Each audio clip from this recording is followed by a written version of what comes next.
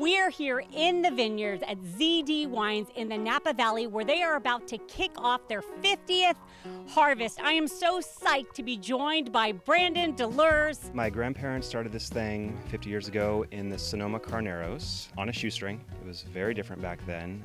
Basically, families getting together on weekends, making wine. 79, we moved to Rutherford in Napa. I started working here when I was 11 years old. I loved it. I always loved it. I got to work alongside my dad and my grandpa in the cellar. It was a lot of fun. So I never questioned what I would do. You know, I was always very focused. We've got a full-on family operation. ZD, we're familiar with it. We've heard it a lot, but what does it mean? Where'd you get the name? The founding partners were in the aerospace industry. This is the days of the space race and Sputnik. They were working on the original rocket engine in Sacramento. So where they're making this rocket engine, they had ZDs posted all around the plant. It stands for Zero Defects, which is a quality control program that's somewhat common for engineering types.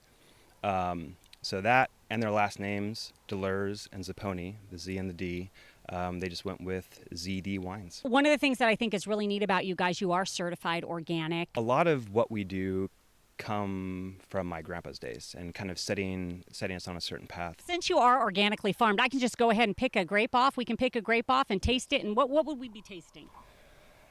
Well, you'll notice the berry's firm. And small. And acidic, right? But sugar's coming. You know, right now, you can chomp the skin. I just swallowed it. I have a seed in my mouth still. I don't know what to do with it. You can perceive that tannin. It's pretty grippy tannins. You know, right now, you can also look at the seed. See this bright green. There's nothing like woody going on there. So that tells us we're not even close. We're not even close, people. We're not even close. You mentioned in the beginning that your family got their started over in Sonoma and Carneros. One of the things I read that I thought was really interesting is you were the first winery to put the word Carneros on an actual label. My grandpa loved Pinot Noir. And so he wanted to model us after, you know, a Burgundian winery with Chardonnay and Pinot Noir. Our first year, 1969, Pinot Noir states where we made it, which is in Carneros. And, you know, it was the first wine label to state Carneros. Carneros is a unique spot for sure. It's the only AVA that spans both Napa and Sonoma. There's a lot of wind, a lot of fog. It's perfect for Pinot Noir. It's been a very long-standing AVA. It's one of the first American viticultural areas established.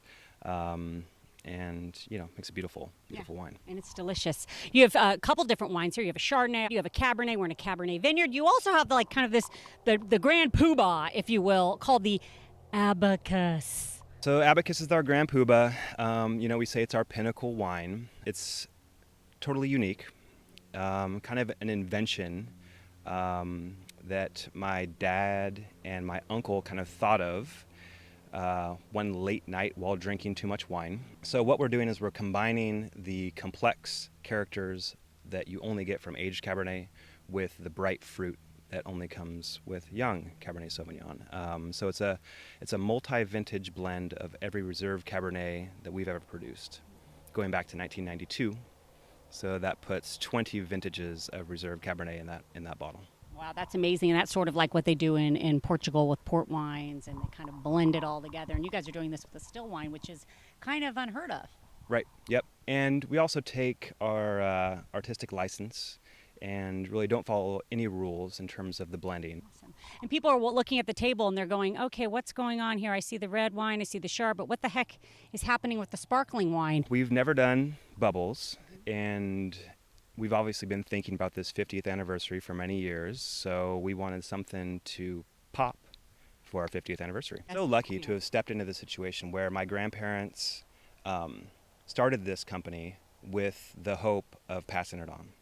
And they did that, and my uncle and my dad are keeping that going. And so I'm in a really fortunate position to be able to, you know, try to keep that going, and we're going to do our best. Yeah, absolutely. I mean, I'm sure 50 years in the Napa Valley, you guys have seen a ton of changes, and to see a family-run winery still around is becoming a little bit more unique than I guess a lot of people would like. So cheers to you guys. Do you have a cheers or toast? Anything you guys say around your house? Cheers. You can also say skull. Skull? Danish? Who's Danish? My mom's side. All right. Yeah.